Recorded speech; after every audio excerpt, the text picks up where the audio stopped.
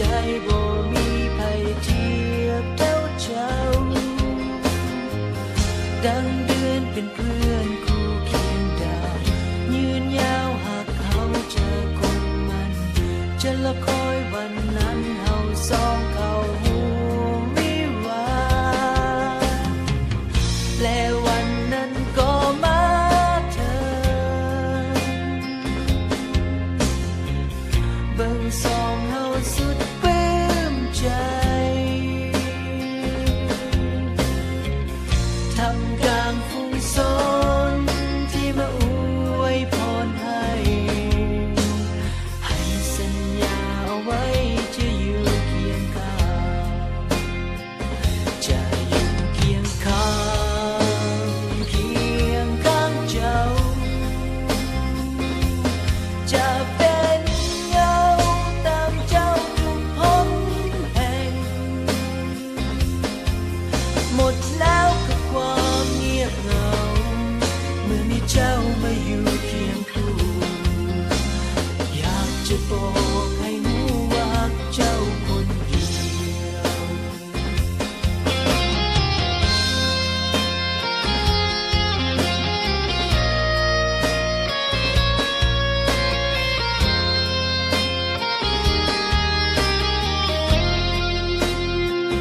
จะอยู่เคียงข้างเคียงข้างเจ้า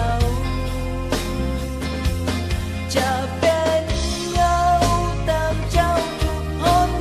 แห่งหมดแล้วกับความเงียบเหงาเมื่อมีเจ้ามาอยู่เคียงคู่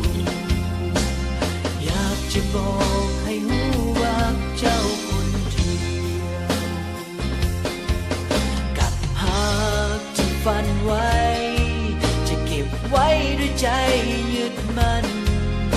เมื่อนอนและหลับฝันจะมีเจ้าคนเดียว